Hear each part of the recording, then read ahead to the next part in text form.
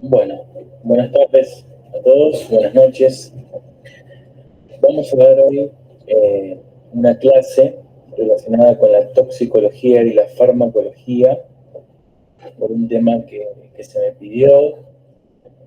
Y bueno, la idea era hacerlo en Zoom, como venimos haciendo en cada clase, pero como esta clase se va a dar eh, en vivo, en el Zoom de Clínica Médica, decidí grabarla para que todos aquellos que no puedan estar presentes puedan verla después.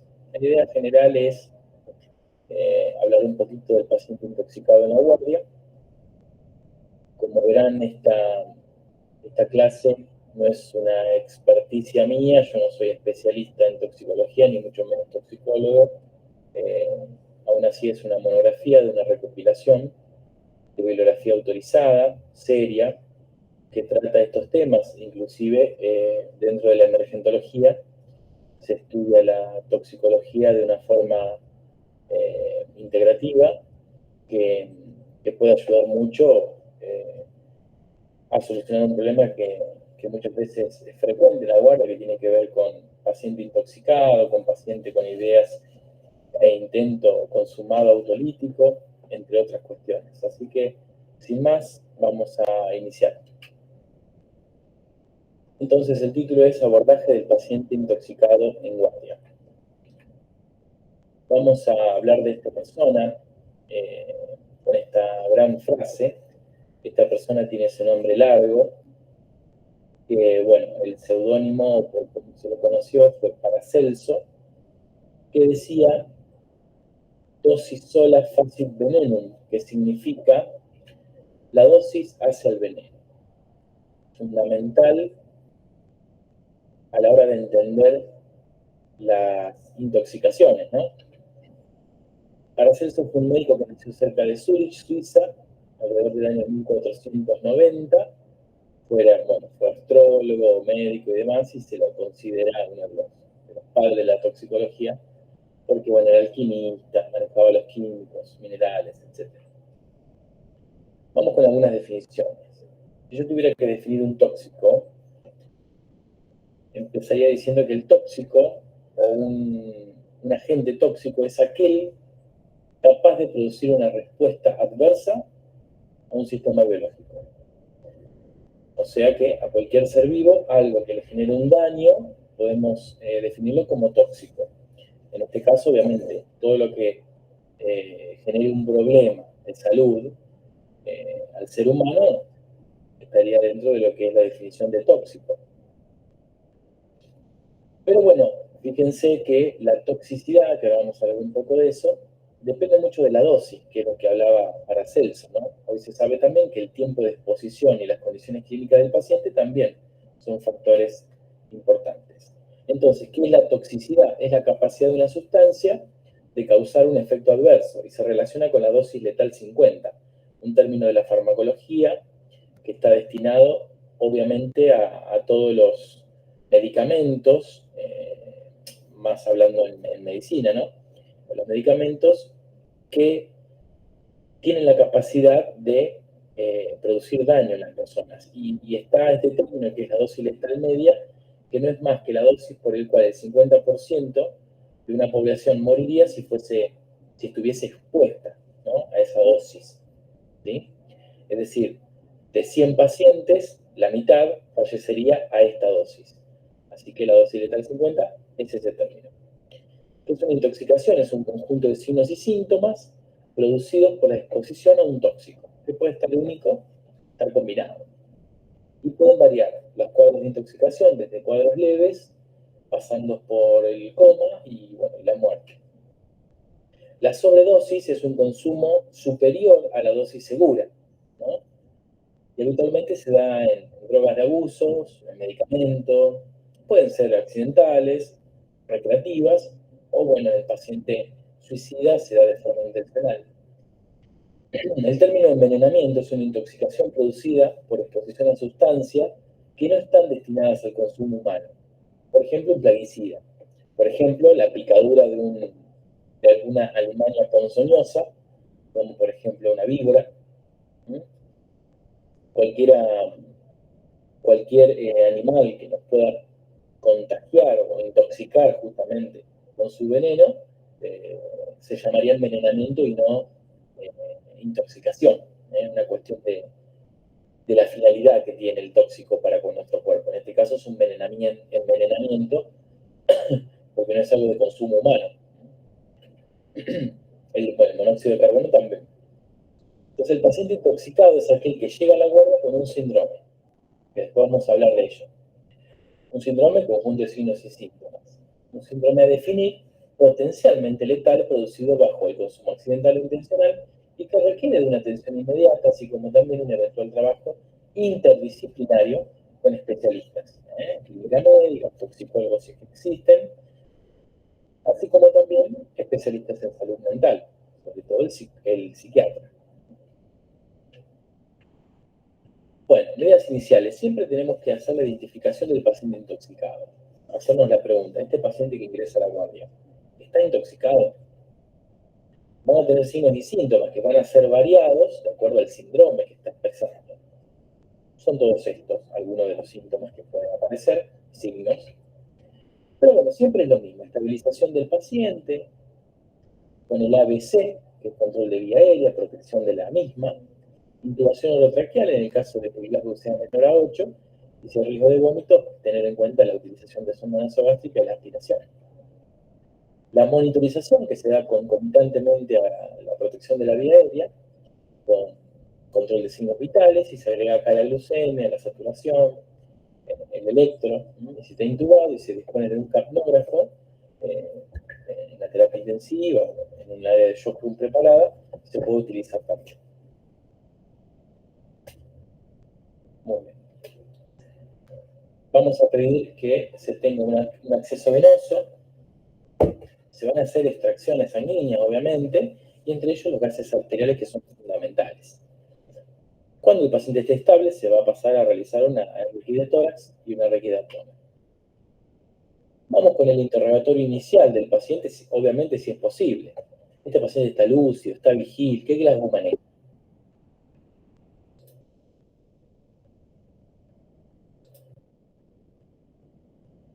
Perdón. ¿Qué Glasgow maneja? Si responde, ¿consumió algo? Paciente despierto, ¿acepta haber consumido algo? ¿Algún familiar aporta alguna información?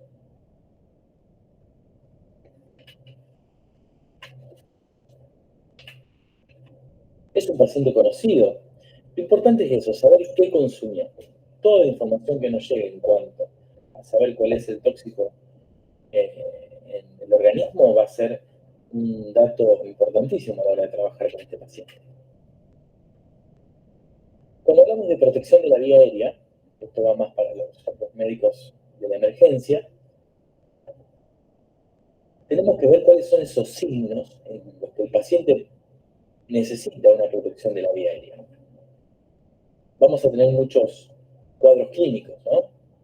Alteración de la conciencia, un Glasgow menor a 8, paciente que no protege reflejos de la vía aérea, por ejemplo, que no tiene tos, que tiene ausencia del reflejo nauseoso, tufingio, etc. Ese es un paciente que no está protegiendo la vía aérea y por ahí hay que pensar en una protección de la misma, con intubación. Obviamente el paciente en coma, con benzodiazepinas, barbitúricos, alcohol, opioides, va a requerir de lo mismo. Cuando hay compromiso de la ventilación, tabradipneico, apneico, cuando la respiración es irregular o más bien está una respiración paradójica, superficial, la hipoventilación o una hipercapnia por gases. Tener en cuenta siempre los gases para ver si está comprometida la ventilación. Una cosa es que la vía esté bien y otra cosa es que la ventilación esté o no comprometida. Preguntarse, ¿hay riesgo de aspiración? ¿No? Los síndromes colinérgicos dan mucha cialorrea, por ejemplo. Hay que ver si esto no está comprometiendo la ventilación del paciente. Cuando hay convulsiones prolongadas, ni hablar, ¿no? Por agotamiento respiratorio, tenerlo en cuenta. Otra cosa también es la agitación psicomotriz severa. Eso también requiere de control de la vía aérea, porque no se controla con medidas regulares o generales, el paciente debe ser intubado, ¿no? ni hablar cuando hay shock o compromiso hemodinámico. Hablamos de que el paciente tiene una hipoperfusión generalizada, en este caso que compromete el cerebro y la parte respiratoria por bajo gasto. Siempre la oxigenoterapia, a priori, de alto flujo, bajo flujo, de acuerdo al paciente que tengamos, y considerar la secuencia de intubación rápida, ¿no? Para ello, el manejo práctico es siempre tener todo preparado en el shock room, un laringoscopio, el curvo, el Macintosh, alguno de ellos, el tubo con el que vamos a intubar al paciente, la vara de H-Man, eh, el mandril, que algunos utilizan, el ambú y las drogas, pero vamos a hablar un poquito de ellas. Tener en cuenta el sistema de aspiración, la preoxigenación fundamental antes de intubar, y la elección de la droga, como decimos, que es elección del inductor, el más relajante muscular y la pseudoanalgesia, que depende del paciente, ¿no? Si requiere o no pseudoanalgesia. Ahí tenemos una imagen de un profesional intubando a un paciente. Los fármacos, hay que tener cuidado con los inductores que vamos a utilizar. Los inductores son, por naturaleza, sedantes hipnóticos, y el que más utilizamos es el propofol. Pero tengamos cuidado porque suele ser sinergia analgésica, sinergia farmacológica en aquellos pacientes intoxicados con, por lo menos, que uno sospeche el cuadro hipnótico sedativo, con opioides, por ejemplo. Hay que tener mucho cuidado porque hace sinergia farmacológica. Ni hablar de midazolam. ¿Qué potencia es intoxicación? Es acá donde el caballito de la batalla, que no se utiliza mucho en muchos lugares, que es nada más y nada menos que el etomidate, que genera estabilidad hemodinámica, protector neurológico. Tiene una contraindicación que tiene que ver con la falla adrenal, es decir, no se puede o se debe no utilizar en el shock séptico, pero tengan en cuenta que es fundamental para la inducción del paciente intoxicado. Y lo otro es la ketamina, ¿no? Que mantiene el tono simpático, siempre y cuando no tengamos enfrente un paciente con riesgo aterogénico o un paciente que sufrió de algún infarto agudo de miocardio, está secuelado, o sea, propiamente cardíaco con alto pretest, tener en cuenta la utilización de ketamina, ¿no? Y bueno, ¿qué pasa con el miorelajante? Siempre usamos succinilcolina en todos lados. Pero bueno, una de las cuestiones de la succinilcolina tiene que ver con la hiperpotasemia que genera, ¿no? Libera sodio, libera potasio y mioglobina. Entonces, caso que se sospecha rhabdomiólisis, cuando un paciente está con una sospecha de un cuadro simpático mimético, con drogas por cocaína o anfetaminas, vamos a tener una rhabdomiólisis, entonces hay que tener cuidado con el uso de este fármaco. Por eso siempre se va a preferir en estos cuadros el Rocuron. Bueno, ¿qué consumió el paciente? Si no sabemos qué o no hay información, debemos orientarnos clínicamente por los toxíndromes y a los síndromes toxicológicos. Vamos con un caso. Este es un varón de 23 años de edad que es traído a la guardia por sus amigos el día domingo a las 5 de la mañana aproximadamente. Luego de haber estado en una fiesta. Desconoce si consumió algo, pero lo traen porque los amigos lo encuentran raro. El paciente ingresa agitado, agresivo, desorientado y con una sudoración profusa. Dato clave. Dato clave porque nos va a ayudar a diferenciar el toxíndrome, el síndrome de intoxicación que está presentando.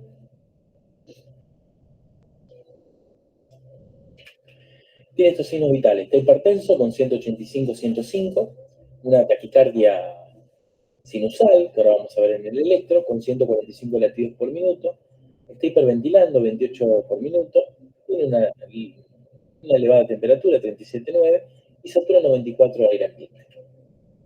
Al examen físico, las pupilas están midriáticas, están agrandadas. Tiene la piel caliente, húmeda y sudorosa. Tiene algunas fasciculaciones finas en las extremidades, pero no tiene rigidez. Fundamental también este dato. Y obviamente no está meningio. Tiene murmullo vesicular conservado, está taquipneico, como dije, y tiene esta taquicardia regular sin soplos auscultatorios. Y este es el electro, ¿no? No se alcanza a ver bien, pero esto es una taquicardia sinusal, que si la abriésemos con el equipo, veríamos que tiene un QT largo. El QT corregido acá le da ligeramente prolongado. Este es el paciente.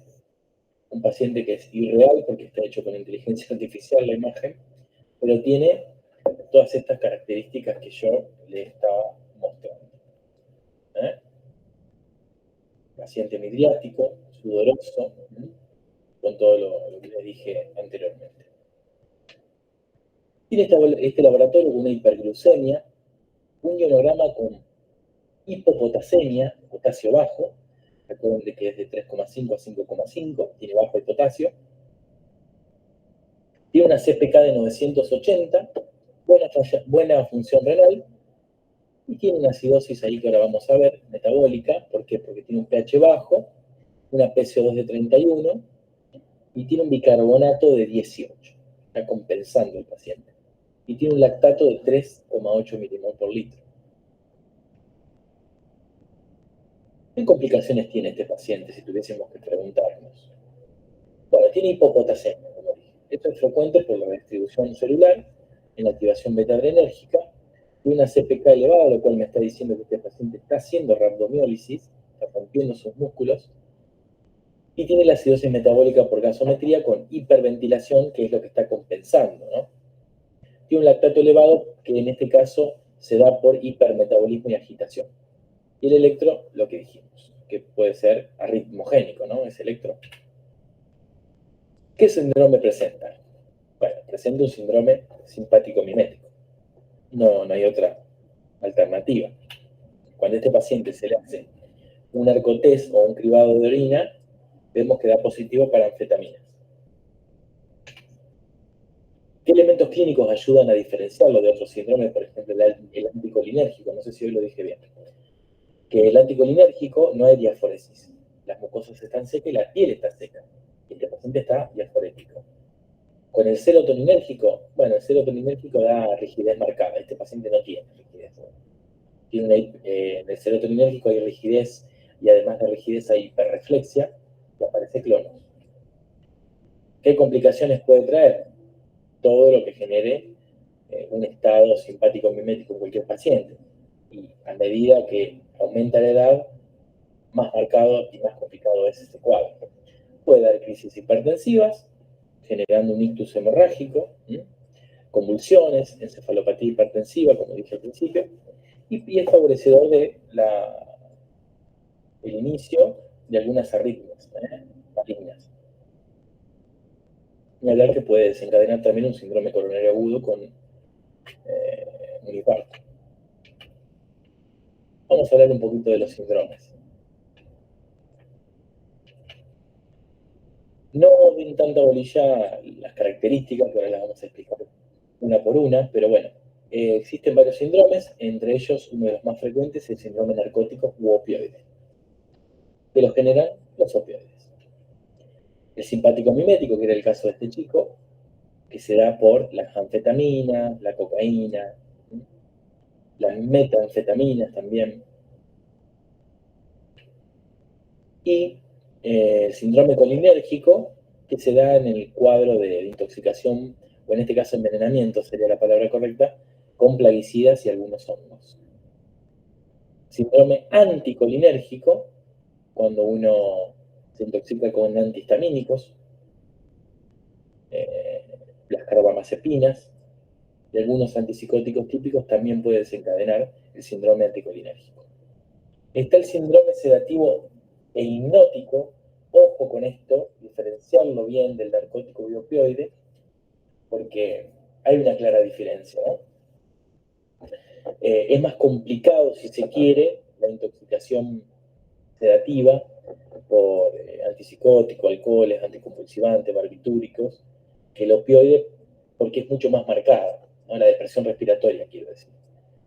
Ahora vamos a desglosar un poco. Está el síndrome alucinógeno, que sería uno de los menos complicados. Y el síndrome extrapiramidal, que bueno, se da por monóxido de carbono y también por metoclopramida, el Relibran. Y hay otros como los antipsicóticos, como el haloperidol, por ejemplo. Vamos a iniciar. Síndrome narcótico u opioide. ¿Cuál es el mecanismo de acción? Mecanismo de acción dado obviamente por los fármacos conocidos como la morfina, y la heroína, una droga de abuso que se utiliza mucho en Estados Unidos, es un semisintético de la morfina, que al entrar en nuestro cuerpo se transforma rápidamente en morfina. Actúa de forma ultra rápida. El fentanilo, de fama hoy en Estados Unidos, y también la metadona y la oxicodona, que es la que utilizaba el doctor House por los dolores crónicos de su pierna, la cual había generado ya una dependencia psicológica y física. El mecanismo de acción es claro. Los opioides actúan en receptores llamados mu, también en los kappa y los delta, pero los mu son los más importantes y los que más cantidad existen en nuestro cerebro. Este cerebro marca todos los receptores en verde donde se encuentran los receptores mu. ¿Sí? ¿Y qué es lo grave de esto, que da un síndrome narcótico u opioide? Es que puede estimular demasiado lo que es el tronco. Y esto puede generar una depresión respiratoria grave. Ahora les voy a mostrar. Acá tenemos la morfina. Nosotros utilizamos constantemente la guardia. Entonces, ¿por qué hay depresión del sistema nervioso central? Bueno, porque actúan en el tronco encefálico. Disminuye la respuesta al CO2. Entonces aparece la hipoventilación, es decir, cuando el cuerpo sensa de que hay disminución de CO2, aparecen los mecanismos compensatorios gracias a este receptor que se encuentra en el tronco. Pero al deprimirlo, la morfina, se va este mecanismo compensatorio, entonces la hipoventilación se vuelve en un círculo vicioso que no genera respuesta y por lo tanto empeora el cuadro, generando somnolencia, estupor, puede terminar en coma y en fallecimiento del paciente. Y después tiene algunos efectos autónomos que dan bradicardia, dan hipotensión y dan miosis. Genera una inhibición de la neurotransmisión excitatoria, más depresión generalizada del sistema nervioso central. La heroína, como les dije al principio, se convierte rápidamente en morfina y actúa en los receptores mu del núcleo accumbens. El núcleo accumbens es el que se encarga es el sistema de recompensa, el circuito, ¿no? En esos núcleos se libera dopamina, lo cual la dopamina genera euforia intensa, sensación de bienestar, analgesia y mucha calma. Entonces, cuando uno se intoxica con opioides, genera una descarga de dopamina en este circuito de recompensa que es mucho más intensa que la que se logra con cuestiones naturales. ¿Qué cuestiones naturales? Bueno, las más comunes son el alimentarse y disfrutar de la comida, las relaciones sexuales y también el socializar. Los abrazos también, ¿no? Todo genera dopamina, pero claro, no es lo mismo la dopamina que se genera de forma natural y en la misma cantidad que la dopamina que se genera con estas drogas, en este caso la heroína, por ejemplo. Da un refuerzo positivo, el cerebro genera tolerancia, dependencia física, que es lo que termina en abstinencia, y luego una dependencia psicológica con una búsqueda compulsiva de la droga. Seguimos. Después está el síndrome simpático mimético, que era el del caso clínico que vimos. Los más conocidos, la cocaína, las anfetaminas, las metanfetaminas, el MDMA y la efedrina. En Argentina, más cocaína es lo más frecuente. Después tenemos anfetaminas en las fiestas electrónicas, MDMA, las meta también, y bueno, en un momento de la Argentina hubo muchos casos conocidos por intoxicación por efedrina. Vamos a la cocaína, que es lo más frecuente. Acá tenemos una persona aspirando porque se inhala la cocaína, entre otras también otras vías de absorción tienen, que ahora vamos a hablar. Y las anfetaminas, que son las drogas de recreación que se utilizan en las fiestas electrónicas, que tienen esa mala prensa, ¿no? ¿Cuál es el mecanismo de acción? Bueno, los simpáticos miméticos, como la cocaína, las anfetaminas, aumentan la actividad adrenérgica a nivel central y a nivel periférico. ¿Y por qué? Bueno, por ejemplo, la cocaína lo que hace es inhibir la recaptación de noradrenalina.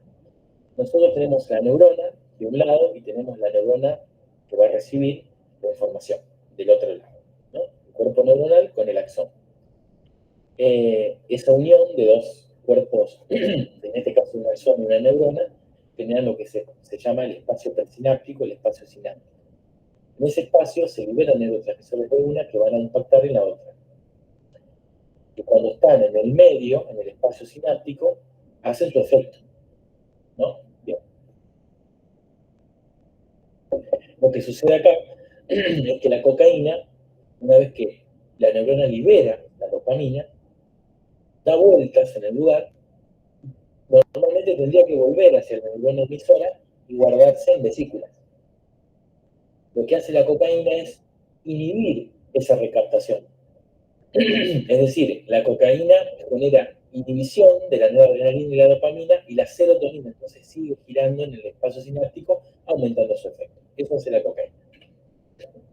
Las anfetaminas igual, pero peor porque ¿qué hacen? Liberan catecolaminas, o sea, agregan catecolaminas que están almacenadas en esa neurona emisora, o sea, que son peores que la cocaína.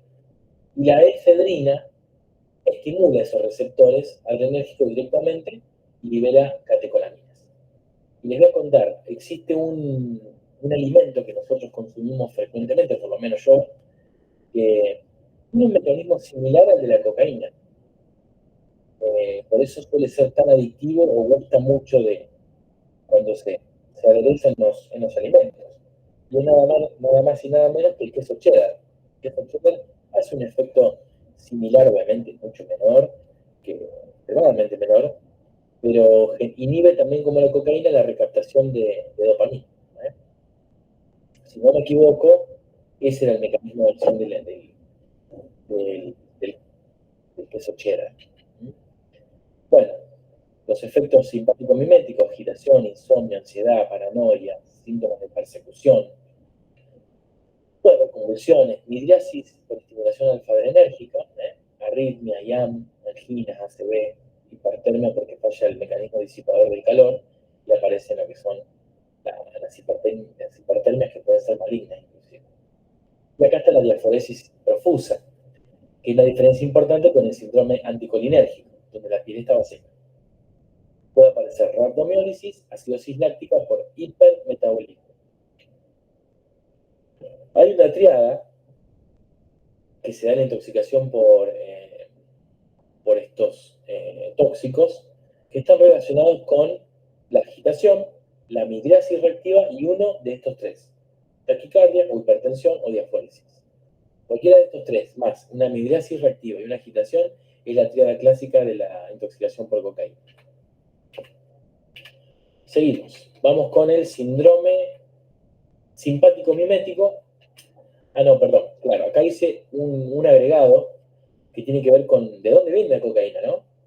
Tenemos la hoja de coca. La hoja de coca muy utilizada en el norte argentino, muy utilizada por los camioneros, muy utilizada en los lugares donde hay montañas. Ni hablar en el norte argentino y en los países limítrofes como Bolivia y Perú. Tenemos que la coca es una hoja natural que contiene pequeñas cantidades de alcaloides de coca, muy pequeñas, ¿sí? Que tiene también otros compuestos. La hoja de coca se puede masticar y se toma también en mate. ¿Sí? Es antifatiga, antiséptico bucal y también se utiliza para el mal de montaña, como les decía al principio. No tiene riesgo y no hace daño. ¿Sí?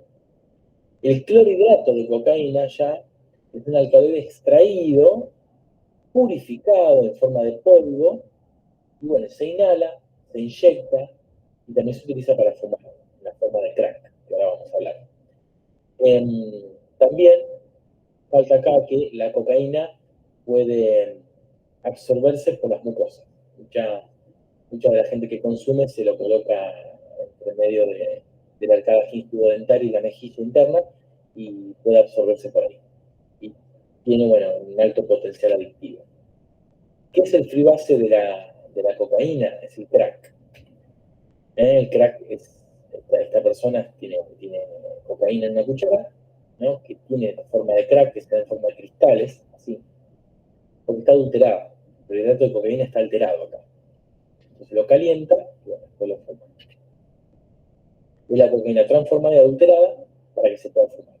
Muchas veces se mezcla con carbonato y agua, que bueno, va perdiendo la pureza a medida que le vayan poniendo cosas. Se han visto cocaínas que han tenido talco, por ejemplo. Entonces, bueno, se da en crack o el crack se da en piedra o cristales y es el inicio ultra rápido cuando se inhala. Es la más adictiva que existe dentro de los simpáticos miméticos. Y hay mayor probabilidad de psicosis con esta forma de consumo. Después, lamentablemente, en Argentina, en los lugares más humildes de las villas miserias de Argentina, tenemos el Paco, o también la pasta base, que es un subproducto del proceso de extracción de la cocaína. Tiene precursores, tiene alcaloides impuros, a veces se utiliza queroseno y nafta para hacer esto, acetona, cualquier cosa que se le pueda agregar, hasta Poxirram se puede agregar. Se fuma, es la más frecuente en las villas argentinas porque es barata y tiene alta disponibilidad. Bueno, ¿cuál es el síndrome colinérgico? Vamos a hablar del colinérgico y del anticolinérgico. Acá aparecen las confusiones. El colinérgico es un toxíndrome, ¿no? Como venimos hablando, que tiene efectos muscarínicos y nicotínicos. Nosotros tenemos receptores muscarínicos y nicotínicos que actúan en todo el sistema nervioso y tienen efecto de acuerdo a cuál se estimula. Los muscarínicos son un montón de receptores, M1, M2, M3, hasta M5, que de acuerdo al que se active genera un efecto nicotínico de la misma forma.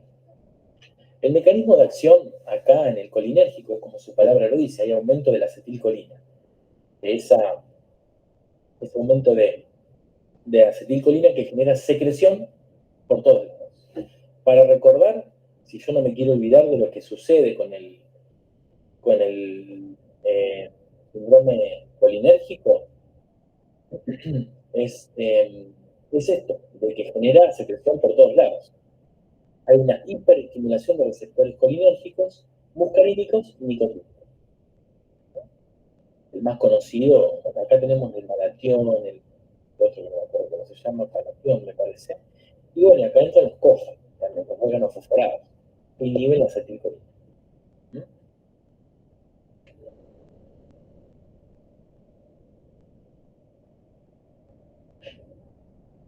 Perdón, acá hay un error. No inhiben la acetilcolina, acá está equivocado esto. Inhiben lo que es la acetilcolinesterasa. ¿Eh? Generan aumento de acetilcolina. Eso es verdad. Bueno, uno muy conocido fue durante mucho tiempo el Randac, que utilizaba como herbicida, ¿no? Cuando actúan en los receptores muscarínicos, generan secreción abundante, cialorrea, broncorrea, diarrea, miosis.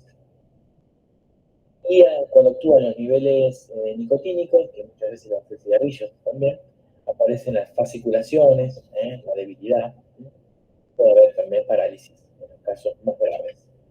El antídoto es la atropina. La atropina endovenosa es un antagonista muscarínico.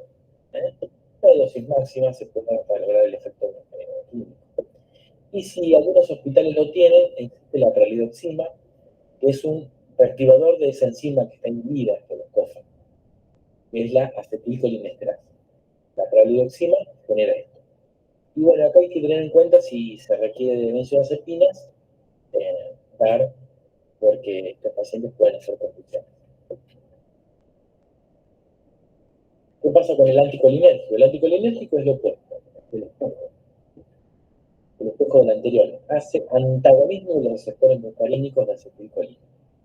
Fíjense que si decimos que uno de los tóxicos principales que vamos a ver acá es la atropina, y es el antídoto del otro síndrome, ¿no? Del colinérgico.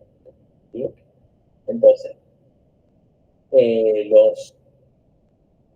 los tóxicos que generan síndrome anticolinérgico van a ser eh, aquellos que, por ejemplo, acá no afectan a los receptores nicotínicos. Esa es la gran diferencia, ¿no? Los tóxicos del colinérgico sensibilizan a los receptores muscarínicos y nicotínicos, y acá en el anticolinérgico sus tóxicos solamente hacen efecto en los muscarínicos.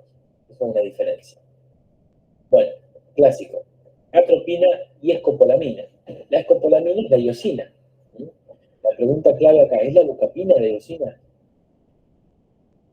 Nosotros en guardia decimos, haceme una iosina, por favor. ¿No? Está mal dicho, porque la iosina solamente se encuentra en las plantas, que es la escopolamina. De hecho, la iosina atraviesa la barrera hematocefálica. Por lo tanto, lo correcto es decir buscapina, de la marca, pero la droga es butilbromuro de escopolamina. Es un semisintético de la escopolamina. Este es el correcto y este es el que usamos. Miren, falta la buscapina, que dice iosil butilbromuro, que es el butilbromuro de escopolamina, la iosina, la buscapina. Pero muchas veces por una cuestión farmacéutica dice buscapina y debajo dice iosina, pero no es lo correcto. ¿Eh? La buscapina que nosotros utilizamos es butilbromuro de escopolamina. ¿Eh? Después viene la iosina compuesta, que es iosina, butilbromuro, pero se le agrega en este caso dipirón. Bueno, otros son los antihistamínicos de primera generación, la difenhidramina, el Benadryl, la clorfenamina, pueden generar un síndrome anticolinérgico si se consume en altas dosis. La amitriptilina como antidepresivo tricíclico también. El biperideno, que después va a adquirir una importancia en un cuadro que yo les voy a explicar, que es el hexapiramidal como antídoto, porque ahora lo vamos a ver bien, pero el antiparkinsoniano biperideno puede generar intoxicación y generar un síndrome anticolinérgico, muy frecuente en los abuelos. Algunos antipsicóticos como la clorpromacina, la quetiapina y la olanzapina con un espacio especial para la clozapina, que genera toxicología, en toxicología genera síndrome anticolinérgico muy marcado, la clozapina. Y algunas plantas, que es donde se extrae la iosina, como por ejemplo la belladona o la veladona, la mandrágora y el floripondio.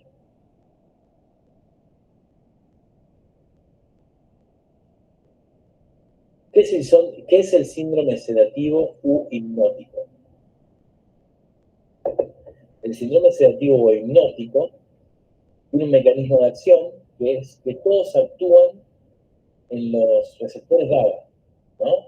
Los GABA, que recordamos, son los que se activan con el neurotransmisor GABA, generando una apertura de canales de cloro, y eso genera una hiperpolarización celular de la membrana y termina generando depresión cerebral, porque entra cloro, se hiperpolariza. O entra cloro de la célula o sale potasio de la célula, ¿sí? Básicamente los receptores GABA están ahí para hacer eso, para hacer depresión.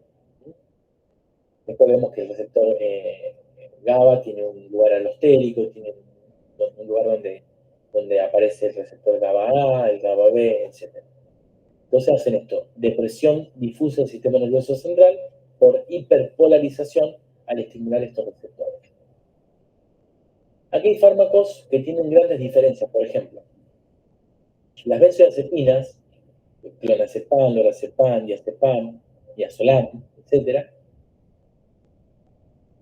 necesitan de tener el receptor GABA para funcionar, y lo que hacen es engancharse al receptor GABA y permitir la entrada de cloro, generando la hiperpolarización que lo explicaba al principio.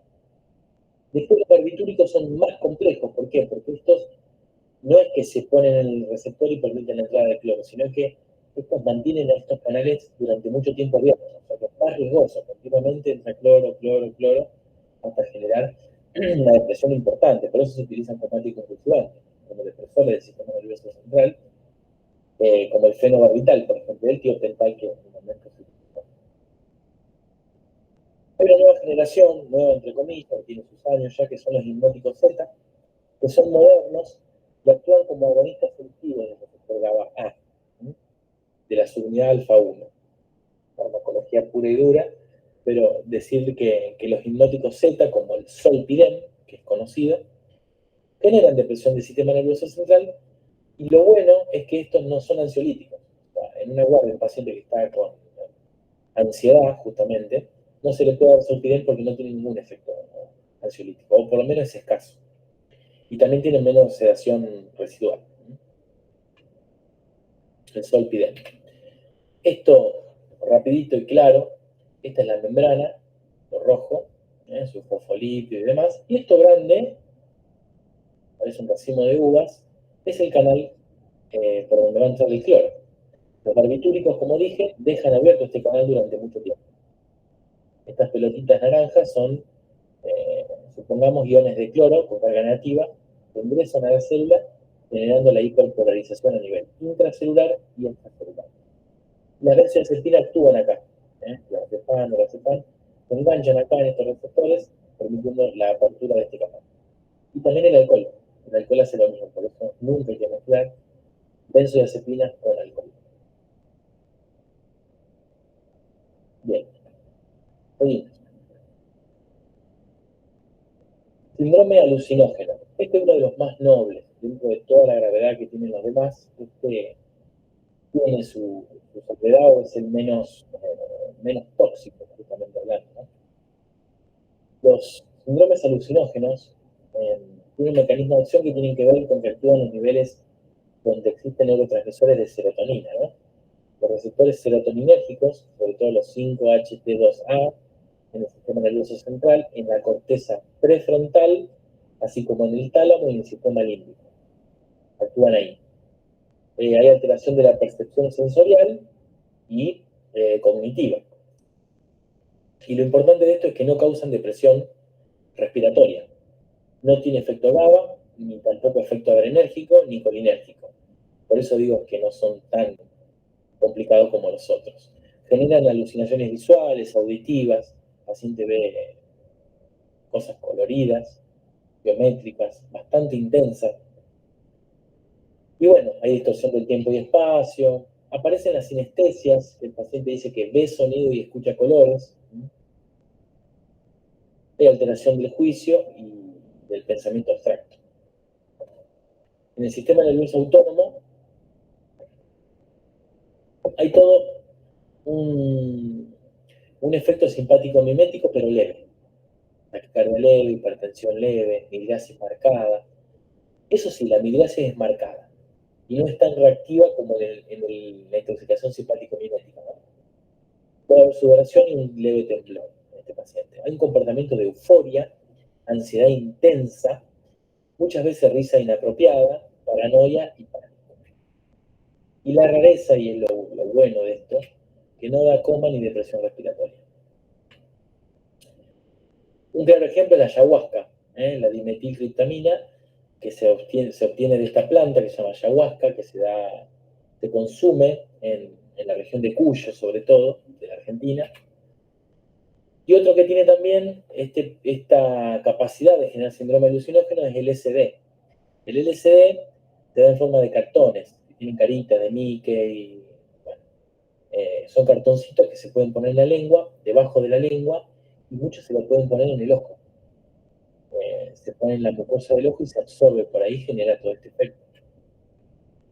La psilocibina es un hongo, el hongo alucinógeno por excelencia, según lo que encontré, y genera este cuadro.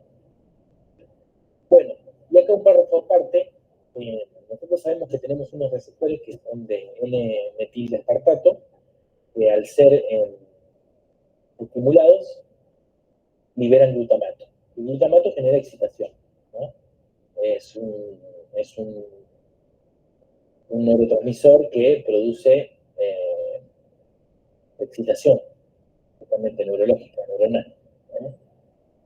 Y acá hay algunos que son antagonistas de esto, ¿no? Y uno es la ketamina, por eso que deprime y se utiliza mucho como inductor en la anestesia, ¿no? En la intubación orotraqueal. Pero hay un medicamento muy frecuente que por lo menos yo receto siempre para la tos seca, que es el supritos de Casasco, el dextrometorfano. El dextrometorfano también puede generar un síndrome alucinógeno, obviamente en grandísimas cantidades. ¿Por qué hace este efecto? Muy bien. ¿Qué es el síndrome extrapiramidal? El síndrome extrapiramidal, en cuanto a su mecanismo de acción, los fármacos que el paciente se intoxica con estos fármacos generan un bloqueo de los receptores dopaminérgicos. de la vía nigroestriagal. Y los antipsicóticos típicos pueden generar un síndrome extrapiramidal. Yo pude ver uno una vez en mi vida, un chico joven. Los más comunes son el haloperidol y la clorpromacina, ¿no? Generan estos cuadros.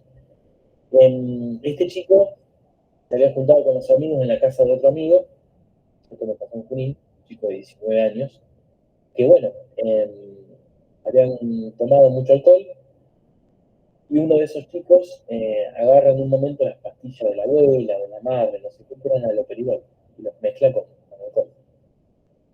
Los toma y claro, su efecto residual cae a las 8 de la mañana en la guardia diciendo que se sentía raro, que tenía eh, como una rigidez en las manos, algo raro que no lo podía explicar.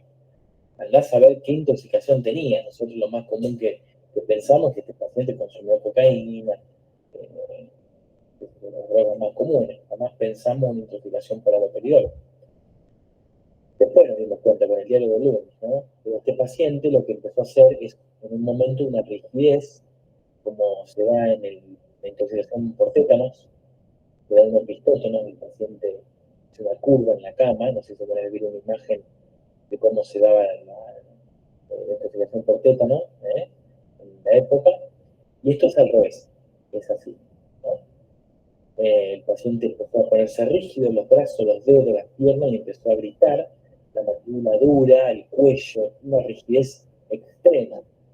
No sabíamos qué hacer, lo que hicimos fue darle una benzodiazepina, dimos diazepam y calmó un poco.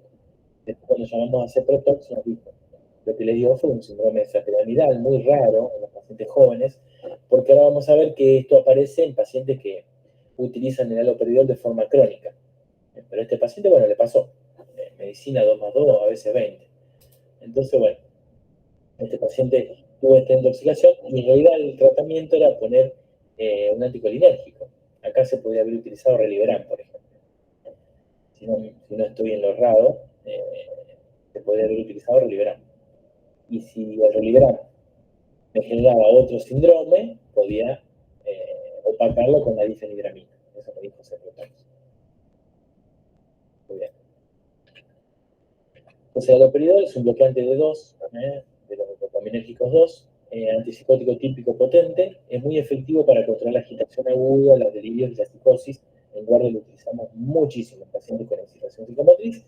Siempre le intentamos dar adosado alguna benzodiazepina. Y en dosis crónicas genera esto. Dosis repetidas o crónicas pueden generar efectos extrapiramidales. No tan agudos, no rigideces, así como me pasó a mí con este chico, sino más rigidez en los pacientes ancianos que tienen estos efectos que les voy a mostrar. Así, ¿ves? Caminata hacia adelante o rigidez al caminar, ¿no? Hacia atrás, lentitud, inexpresividad en el rostro o una deambulación alterada. Genera un desequilibrio entre la dopamina y la acetilcolina. Por eso mismo es lo que le decía de Reliberan. Baja dopamina, donde hay un aumento relativo de la acetilcolina generando síntomas motores. Generan parkinsonismo farmacológico, rigidez, bradicinesia y temblores. Generan también acaticia, que es la sensación subjetiva de inquietud, una necesidad de moverse constantemente. Muy bien, párrafo aparte puse esta droga que es muy frecuente y muy común en nuestro medio, que es la marihuana. La marihuana, como bien se llama, pertenece a una planta que se llama cannabis sativa, y otro nombre también que tiene, pero la más conocida, cannabis sativa, que bueno, esta planta tiene compuestos, y estos compuestos son los que generan la intoxicación, si se quiere, que va a dar un cuadro mixto, ahora les voy a explicar bien. Pero esos compuestos son los famosos cannabinoides, pero no es un compuesto químico puro en sí la cannabis sativa. Al desglosarse, al sacar estos compuestos cannabinoides, son los efectos que puede generar en el paciente que se intoxica o que utiliza de forma recreativa o a veces para tratamiento medicinal, ¿no? Que se utiliza mucho. Los compuestos más comunes son el THC, que es el tetrahidrocannabinol, cannabinol, el CBD, que es el cannabidiol, y después el cannabinol solo, que es el CBN. Las presentaciones de esto, bueno, el THC es el principal principal responsable de los efectos psicoactivos, generan euforia en un primer momento, alteración de la percepción, relajación y aumento de apetito. Es el famoso porro. Se da en forma de brownies también, se usa mucho en Europa, acá también obviamente, pero en Europa es muy común en las películas, los brownies comestibles hechos de marihuana, que tienen compuestos de THC, ¿no? También gomita. Y este es muy común también en Estados Unidos, que es el hachís. El hachís es una resina concentrada más potente inclusive que la marihuana. Bueno, ¿qué síndrome genera? Genera un síndrome canábico mixto. Puede pasar que sea alucinógeno por momentos, una intoxicación alucinógena leve. Hay alteración de la percepción, torsión del tiempo, paranoia en algunos casos. Puede haber algo de sedación, sobre todo cuando se lo fuma solo, donde hay relajación, puede haber algo de incoordinación, como si el paciente estuviese borracho. Y es un simpático mimético leve, en donde, si en contextos sociales, cuando se fuma en compañía, en amistad, etc., puede dar un poco de euforia.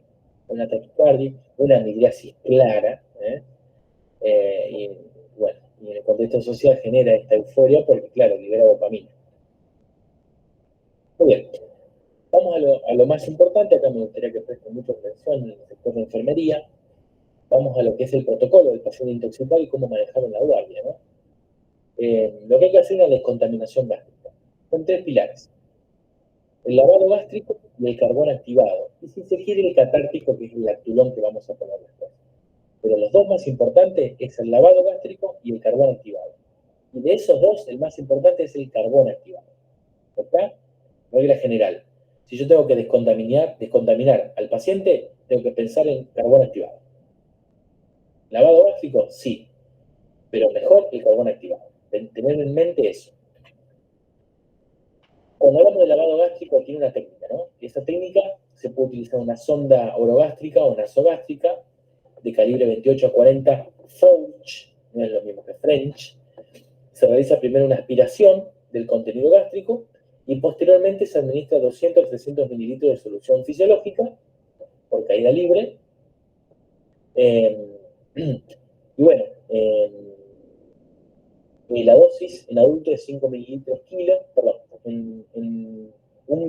un gramo kilo es en el adulto, si no me equivoco, y 5 mililitros kilo en niños.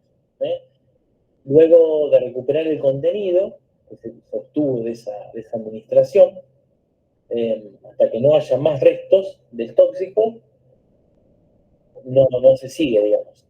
Después el paciente, para poder hacer esto, tiene que estar totalmente alerta o con reflejos laringeos y faringeos presentes, para proteger sobre todo la vía aérea. Si así no fuese, el paciente debe tener previsto el médico que lo está atendiendo de la intubación orotraqueal, porque siempre antes de hacer esto tenemos que proteger la vía aérea, si no, no se debe hacer. No es regla general, todo paciente intoxicado que hacerlo carbón activado, lavado gástrico. Y hay casos y casos. Si no está protegida la vía aérea, el paciente hay que intubarlo y después, recién ahí, comenzar con el lavado. Siempre hay que intentar poner al paciente en decúbito lateral izquierdo. ¿Por qué? Porque el paciente, al ponerlo en decúbito lateral izquierdo, el estómago queda hacia la izquierda y caído, generando que todo el contenido vaya hacia el cuerpo y al fundus del estómago, dejando hacia arriba lo que es el píloro. Y si yo dejo al paciente en decúbito lateral derecho, el píloro genera toda, por una cuestión de gravedad, genera que todo el contenido esté más cerca de él, y si encima yo a esto le agrego un aumento del líquido ingerido, en este caso solución fisiológica, estimulo el píloro y se abre el píloro. Y de esa forma, mucho más contenido que pasa al duodeno. Entonces, bueno, el lavado sin aspiración previa produce apertura del píloro, es lo que estaba diciendo. Hay que aspirar. Y el pasaje de material al duodeno, como consecuencia, favorece la absorción. Regla general, tengan en cuenta esto: el lavado gástrico no se hace de rutina, que quede claro. El lavado gástrico no se hace de rutina, porque en algunos casos demoraría el uso de otras medidas más efectivas como el carbón activado. ¿Sí? Así que queda solamente reservado para aquellas intoxicaciones potencialmente letales en la primera hora post-exposición. Después no saber que se puede utilizar inclusive hasta las 12 horas siguientes el carbón activado. Uno piensa que no, ya pasó la hora, no se usa más. No, no, se puede utilizar.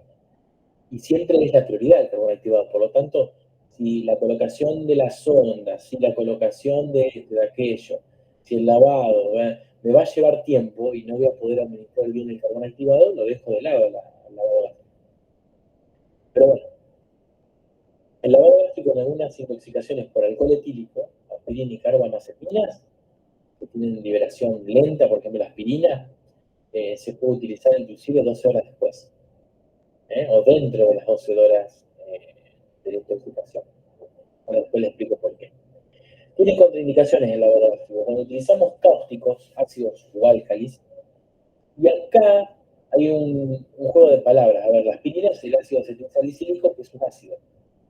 No sé cómo que está contraindicado el lavado, si acá me estás diciendo que el lavado gástrico puede indicarse hasta 12 horas posteriores a la intoxicación con aspirina.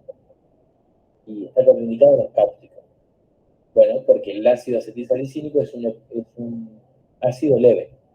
Cuando yo digo ácido, eh, graves o potencialmente graves o severos, cualquiera sea la palabra a utilizar, hablo del ácido, por ejemplo, muriático, hablo del ácido sulfúrico, ¿no? Y el álcali más conocido de la soda cáustica. En caso de que se ingiera esto, el lavado gástrico no se puede hacer. ¿Y por qué? Porque hay riesgo de perforación gastrointestinal. Y si yo le meto una sonda, puedo terminar favoreciendo la ruptura de esta, de esta erosión o esta úlcera que se generó por el tóxico, ¿no? El riesgo de perforación. Bien, vamos a ver este video, un segundito.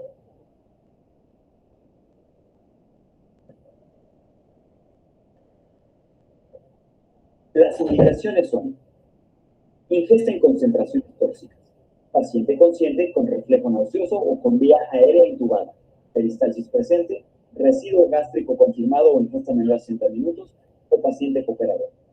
Contraindicaciones absolutas: sospecha de perforación gástrica, sangrado del tubo digestivo, cirugía gástrica menor a 30 días, paciente no cooperador, o no se cuenta con la destreza para el procedimiento.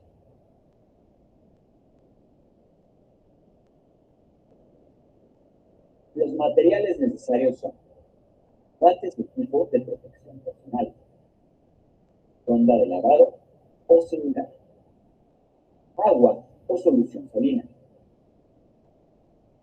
no, el lubricante base agua y jeringa asepto.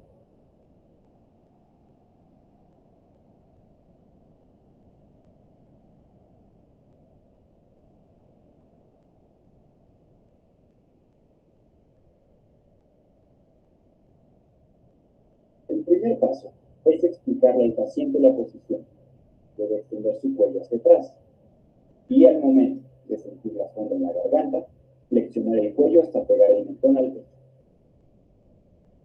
Ahora vamos a medir la sonda de la punta de la nariz al lóbulo de la oreja. Posteriormente, vamos a llevarla al apéndice gifoides. Esa es la medida que se utilizará.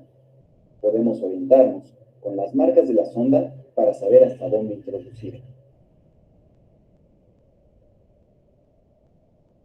Se debe de lubricar la sonda con gel base agua.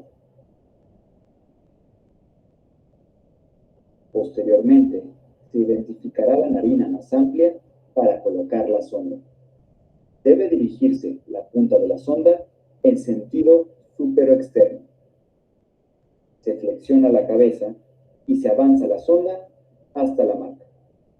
En las siguientes imágenes endoscópicas se muestra la vía aérea y el esófago. Por este último, se debe avanzar la sonda hasta llegar a la cámara gástrica, donde podremos realizar el procedimiento de lavado.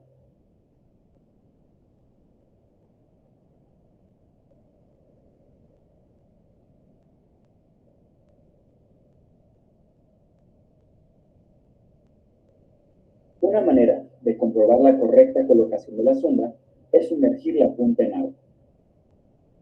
Si hay burbujas, es incorrecta.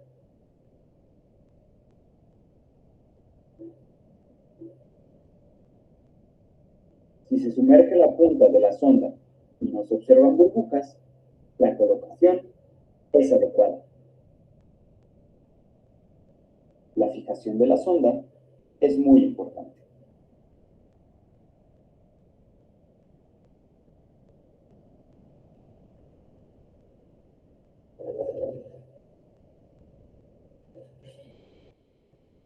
El siguiente paso es conectar la jeringa de acepto. A continuación, se instilan 250 mililitros de agua inyectable y se eleva para que por gravedad el líquido pase al estómago. Se debe colocar al paciente en decúbito lateral izquierdo para limitar el tránsito del tóxico hacia el duodeno. Bueno, muy bien. Ni hablar que si la sonda hace burbujas es porque está en la vía aérea. Nos hubiésemos dado cuenta antes, ¿no? Eso está de más. Porque el paciente va a empezar a toser y demás. Muy bien. Vamos a lo más importante, si se quiere, que es el carbón activado, chicos. El carbón activado es la terapia de primera línea para desintoxicar a ese paciente. Y acá lo que genera el carbón activado es una absorción, con D. No hay un límite exacto de tiempo para administrarlo, pero se demostró que es más efectivo dentro de la primera hora de la ingesta. Se debe considerar administrar una segunda dosis en caso de ingesta de fármacos de liberación prolongada, como por ejemplo la aspirina, el ácido valproico, o que aquellos que retrasan o modifican el vaciamiento gástrico o la motilidad intestinal. El uso es ineficaz para cáusticos, para los alcoholes, los metales y algunos hidrocarburos. No funciona. Y esto es importante. Aquellos pacientes que generan una intoxicación, por ejemplo, en áreas rurales, en un campo, tiene mayor beneficio, ya que tenemos un largo trecho de distancia desde el hospital a esta zona rural, por ejemplo. La utilización de carbón activado en el prehospitalario es fundamental, es ganar tiempo. La dosis, como dije anteriormente, es un gramo por kilo, disueltos en 100 o 150 mililitros de agua.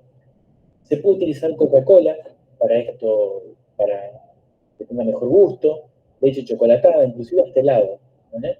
Se puede mezclar. Y esto no va a reducir la absorción o la capacidad absortiva del carbón activado. Está contraindicado en pacientes, en cáusticos e hidrocarburos, como dije, en cirugías recientes también, y en hemofilio, perforación, hemorragia digestiva alta, o depresión del sensorio donde no esté protegida la vía aérea, que es lo que decíamos al principio. Entonces, conclusión del carbón activado. Terapia de primera línea. No hay límite de tiempo para iniciarlo, pero es más efectivo en la primera hora.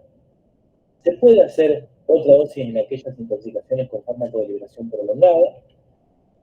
No funciona en hidrocarburos, cáusticos, alcoholes y metales.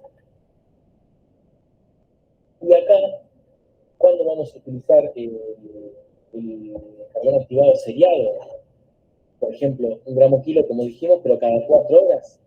Bueno, en intoxicación por carbamazepina, fenobarbital, por ejemplo, se puede utilizar. Muy bien. Vean esto. Esta es la guía de antídotos perteneciendo al Hospital Posada, que es el Centro Nacional de Intoxicados. Acá donde nos debemos dirigir, además del CEPROTOX de la provincia, ante un caso de intoxicación severa, o si queremos derivar este paciente intoxicado, podemos tener en cuenta el Hospital Posadas, el centro de referencia. Si tuviéramos que definir, por ejemplo, lo que es el antídoto, diríamos que es un fármaco, en este caso, o también algún compuesto químico que genera acción directa sobre el tóxico. Si tuviéramos que definir el antídoto sería eso. Por ejemplo, el suero antiofídico se utiliza para envenenamiento por algunas alimañas ponzoñosas, como por ejemplo alguna víbora, que utiliza el suero antiofídico. El antibotulínico, para la toxina botulínica, y el carbón activado, que sería un antídoto. Después, ¿qué es el término antagonista? Es la acción opuesta al tóxico. Por ejemplo, la atropina, una intoxicación por COFA, la naloxona por opioides y el flumazenil cuando hay intoxicación por benzodiazepina. Un quelante es aquel que se une al tóxico, por ejemplo el calcio. Y un competidor enzimático, esto se utiliza mucho en la intoxicación por metanol, que bueno, el activador o competidor enzimático, que en este caso es el etanol. Es cuando utiliza la vía metabólica, la misma, entonces permite que el otro no se metabolice. Acá, si no mal no recuerdo, no sé si lo voy a decir después, me parece que está, pero el metanol y el etanol utilizan la misma vía, donde compiten por la alcohol de deshidrogenasa y permite que no se absorba el metanol. Muy bien. Estos son algunos de los antídotos: flumazenil, naloxona, la glucosa hipertónica, la N-acetilcisteína en la intoxicación por paracetamol, el calcio, glutamato de sodio, vitamina K, etcétera, etcétera, etcétera. Vamos a hablar un poquito en cuanto a las interacciones medicamentosas, ¿cuáles son los antídotos más conocidos? El opioide tiene, como la morfina, fentanilo, demás, tiene su antídoto que es la naloxona. La benzodiazepina, el flumazenil, utilizado mucho en el hospital. El paracetamol, su antídoto es la N-acetilcisteína. Los COFA, los herbicidas y estos herbicidas como malatión, paratión, que generan síndromes colinérgicos, su antídoto es la atropina. Y acuérdense que si existe en el hospital la raledoxima, es un reactivador de la acetilcolinesterasa, que es lo que está abolido en este cuadro. El metanol es un alcohol adulterado, se utiliza muchas veces alcohol para quemar, algunos anticongelantes, limpiavidrios, desinfectantes industriales, utiliza como antídoto al etanol. Ojo que el etanol no es el alcohol, el whisky, por ejemplo, ¿no? Es un preparador farmacológico que se puede utilizar de forma endovenosa y oral también, que se prepara, por ejemplo, existe la solución de etanol al 10% con destroza, un preparador farmacológico. Puede llevar a dar hipoglucemia, ya de forma de perfusión continua. Y después la pregunta clave: si yo tengo una intoxicación por metanol y quiero utilizar, en este caso, un activador enzimático o algo que utilice la misma vía que no me permita absorber el metanol, ¿puedo usar alcohol? ¿Puedo tomar, por ejemplo, whisky? Sí, se puede utilizar alcohol ingerido, ni hablar que no se puede utilizar de forma endovenosa. Conozco un caso donde se ha instilado alcohol endovenoso, dado el fallecimiento del paciente. Claro está, porque bueno, genera otras cosas como necrosis de la vena, etcétera, etcétera. Eso por favor no. Viene la solución farmacológica preparada para la medicina. Y volviendo a lo que les decía, ¿se puede utilizar alcohol? Sí, pero el porcentaje que tiene, por ejemplo, el whisky, un 40% de graduación, no va a ser tan efectivo y va a generar menos otros efectos que tienen.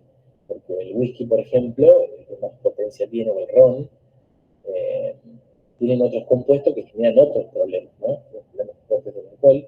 Entonces no sería de importancia, pero bueno, viéndolo que estamos en un lugar rural, no tenemos acceso hospitalario, lo que sea, se puede tener en cuenta, antes que nada misma, la ingesta de alcohol para producir un activador enzimático que no, no prosiga la intoxicación por metanol.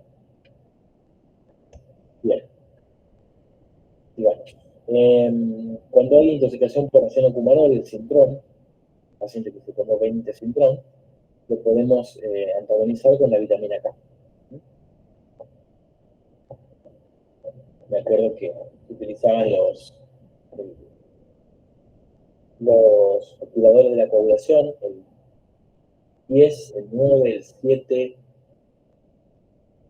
y el 3, me parece, que son los que donde actúa la cenocumarol. La vitamina K es el mejor, eh, es el antídoto por excelencia, que no se debe pasar en bolo porque el riesgo de anafilaxia se pasa diluido en 30 a 60 minutos. Cuando hay hipercalemias graves, como las generan verapamil, diltiazem, algunos bloqueantes cálcicos como el nifedipino, la nifedipina es raro, pero puede pasar, se utiliza el gluconato de calcio, que no es un antídoto claramente, estabiliza la membrana miocárdica, el calcio, y te da tiempo para mejorar el potasio, ¿no? No baja el potasio por C. La metahemoglobinemia, que se da por intoxicación con nitritos o nitratos, aumenta el hierro más 3, por lo tanto no se une al oxígeno, porque hay una metahemoglobina en vez de una hemoglobina, no se une el oxígeno, aparece la hipoxia. Entonces, la forma de contrarrestar esto es con azul de metileno, que se pasa de forma endovenosa, 1 a 2 miligramos kilo en 5 minutos. Los antidepresivos tricíclicos o bicíclicos, como la amitriptilina, la sertralina y la fluoxetina, lo correcto acá es alcalinizar la orina capilarmente. Los antipsicóticos atípicos, como la quetiapina, olanzapina, la risperidona, bloquean receptores dopaminérgicos 2 y los 5-HT2A, serotoninérgicos, y bueno, alargan el QT, pueden generar hipotensión, sedación y coma. No tiene antídoto, solo hay que inactivarlo con carbón activado. Los antipsicóticos típicos, como el haloperidol, tampoco tienen antídoto, pero se pueden contrarrestar con otros fármacos, como dijimos al principio, que disminuyan su potencialidad. Y los EK2, los IECA y los ARA2, que generan hipotensión, shock, inclusive insuficiencia renal aguda o hipercalemia, los antihipertensivos en caso de intoxicación, lo que hay que hacer es un manejo hemodinámico y metabólico y tampoco tiene antídoto. Y el Reliberan, cuando hay intoxicación por Reliberan, se puede utilizar biperideno o difenidramina, el Benadryl. Es un medicamento que se puede utilizar en el caso de intoxicación por Reliberan. Muy bien, sepa que existe el Centro Provincial de Referencia en Toxicología, que es el famoso CEPROTOX, tiene su atención telefónica a las 24 horas, hasta 165 días del año, y ofrece información y asistencia en el caso de que se necesite, tanto para pacientes pediátricos como adultos. Tiene un WhatsApp, que lo podemos pasar después, y recuerden llamar siempre. Ante una intoxicación, tener en cuenta CEPROTOX como una gran ayuda para solucionarle la vida al paciente, también una cuestión médico-legal. Algunas perlitas. Siempre hay que investigar el tóxico en cuestión para tener en cuenta su antídoto, muchas veces no se va a conseguir. Tener en cuenta también el narcotest. Solamente se va a solicitar el narcotest, como se llama en cuestión legal, pero también se puede decir cribado de orina, y se utiliza cuando a mí me va a cambiar el tratamiento, no se utiliza per se. Como digo, por aspectos legales también se puede pedir, ¿no? Las anfetaminas, las metanfetaminas, los barbitúricos, las benzodiazepinas, el cannabis, los metabolitos de la cocaína y los opiáceos pueden aparecer en orina muchos días después, pero los pedimos cuando sea necesario, ¿no? Si quiero ver si hay digoxina, paracetamol, hemoglobina, etcétera, litio, por ejemplo, lo vamos a pedir en suero. ¿Qué pasa con la valoración psiquiátrica? Es importante entender esto. Determinadas circunstancias, una vez que el paciente esté consciente, ahí vamos a pedir la intervención psiquiátrica. Lo otro lo tenemos que manejar como simples médicos de guardia o complejos médicos de guardia. Tenemos que saber manejar estas intoxicaciones de la mejor manera. El psiquiatra mucho nos va a ayudar, sí por ahí aportando la información en toxicología que maneje, pero nada más que con eso, porque después la evaluación psiquiátrica o psicológica se da cuando el paciente ya pasó el cuadro agudo. ¿Qué pasa con la parte judicial? Bueno, va a existir o existirá la intromisión del Poder Judicial en aquellos casos donde el resultado final de la intoxicación determina el fallecimiento de la persona. ¿Mm? Siempre se solicita una autopsia judicial. Cuando la intoxicación genera secuelas físicas, cuando se trata de un menor de 18 años o embarazadas, y cuando la intoxicación es voluntaria, es decir, hay intento de homicidio, abusos sexuales o robo, cuando hay sospecha de malos tratos en algunos niños o ancianos, ahí también se puede hacer intervención de la parte judicial. En estos casos. Cuando hay sustancias implicadas cuya comercialización genera un ilícito, siempre se utiliza la denuncia, ¿no? En estos casos. Bueno, hacemos el protocolo final y con esto finalizamos. Recuerden, paciente intoxicado en la guardia, medidas iniciales. Primero, vía aérea, ABC y Glasgow, fundamental. Aplica esto y aplica cualquier urgencia en la guardia. Monitorización, con control de signos vitales, recuerden el electro, la leucemia. Pedir un laboratorio que tenga gases, CPK, la función renal, el ácido láctico y narcotés, como les dije, si tiene criterio o no, lo pedimos. Obviamente una vía periférica, y pasamos al segundo lugar, que es investigar la causa de intoxicación. Mientras uno está haciendo esto, otro puede ir a averiguar con algún familiar qué puede haber sido la causa de la intoxicación del paciente. Y hablar que si el paciente está despierto, le podemos preguntar, nos ayudaría mejor. Revisar la historia clínica, si hay algunos antecedentes de historia clínica, de intoxicación, y si hay algún familiar, también pedirle la mayor información posible. La pregunta del millón, ¿qué síndrome cursa este paciente clínicamente? De los que tuvimos al principio. A veces es difícil, pero bueno, lo ideal sería entender, estamos ante un síndrome simpático mimético, alguno narcótico u opioide, un sedativo, una extrapiramidal, fundamental para saber diagnóstico, mejorar el diagnóstico, quiero decir, y un adecuado tratamiento. Pero siempre contamos con, obviamente, Ceprotox, que siempre hay que llamar. Y bueno, y vamos a lo segundo más importante, que una vez que el paciente tiene la vía aérea asegurada, el Glasgow, toda la cuestión, vemos si colocamos o no la sonda nasogástrica. Vemos si hacemos el lavado. Recuerden las contraindicaciones del lavado.